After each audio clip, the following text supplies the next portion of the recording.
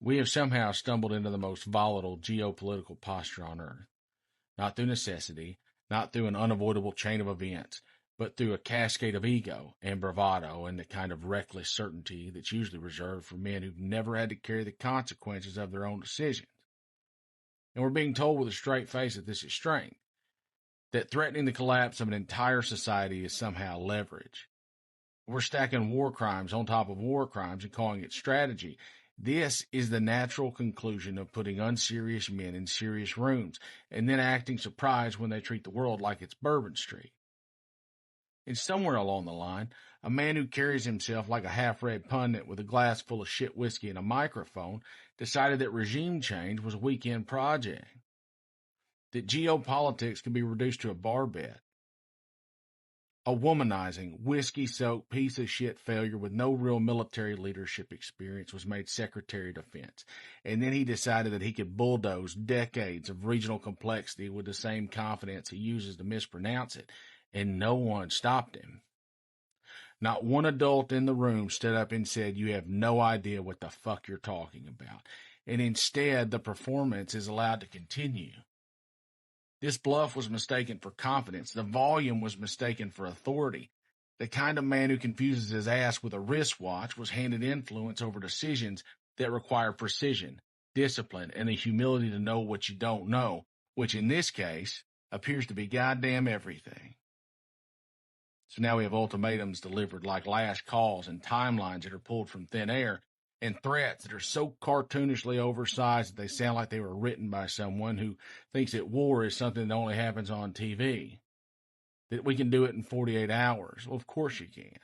And I can shit diamonds if we're measuring success in sentences instead of reality. This is the level of thinking we've elevated. This is the new Trump standard. And when the fantasy collides with reality, when Iran doesn't fold on cue, when the world refuses to behave accordingly to the expectations of men who have never been forced to revise their own assumptions, what do we get?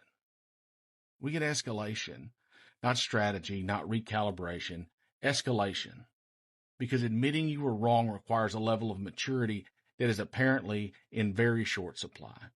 Much shorter supply than missiles. So instead of course correcting, we double down. We inflate the language. They've gone from "we've got this under control" to "a whole civilization will die tonight," as if turning the volume knob all the way to the right somehow compensates for the fact that nobody bothered to read the goddamn handbook. And the part that's sitting on top of the global powder keg is that there is still no objective. None. Not a fucking thing. No defined end state, no measurable success criteria, no coherent explanation for what happens after the dust settles. And assuming anyone involved is still interested in something as trivial as after, just a vague chest-thumping insistence that this is necessary or important or decisive, this is the geopolitical equivalent of a man insisting he knows where he's going while missing every goddamn exit on the way. And we're supposed to take this seriously? We're supposed to believe that threatening the collapse of an entire civilization is some rational response to an economic and strategic situation which we ignited in the first place. That this is about security, that this is about stability, that this is about anything other than a catastrophic refusal to admit that the initial premise was deeply and horribly flawed. There is no credible existential threat to the United States being articulated to justify this level of rhetoric. Not one. What there is, though, is a fragile ego and a personality structure that cannot tolerate the idea of being wrong. And the cost will be very fucking real. Now, not for the men making these decisions from their well-lit rooms and new leather chairs, not for the ones treating this like a performance of strength. The cost will land exactly where it always does, on the people who will be told to pay more and endure more and sacrifice more. The people who will be handed the bill for someone else's arrogance and told that it's patriotism. But the cost will be generational, and they will be visited on our children and grandchildren. Our economy will suffer in ways that few living Americans have ever seen. Meanwhile, the rest of the world is watching this unfold like a slow-motion demonstration of how credibility evaporates. Allies recalibrating, enemies taking notes, markets bracing for impact. And at the center of it all, the United States sounding more and more like a man arguing with himself on a street corner. Because once you start talking about civilizations as disposable, you've already told everyone listening that your ceiling is gone, that restraint is now optional, and that escalation is just another tool in the box. And when that becomes your language, it doesn't matter whether you intend to follow through. The damage is done. You've made yourself unpredictable in the worst possible way. Unpredictability isn't strength, it's just instability, just regular old instability.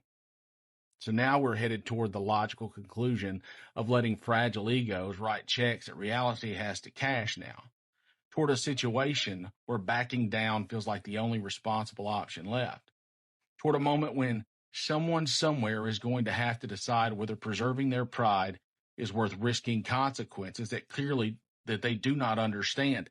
And if pride goeth before the fall, may they fall far and hard, and may they never fucking recover. History is littered with men who believed they were in control right up until the moment they found out they weren't. The only difference here is that the stakes are higher, the language is louder, and the margin for error is effectively zero. And if this is what passes for strategic thinking, if this is the caliber of judgment guiding decisions that could destroy the world in a matter of hours, then the question isn't whether this is dangerous. The question is why anyone is still pretending that it isn't inevitable. God damn these fragile men. Defiant still death.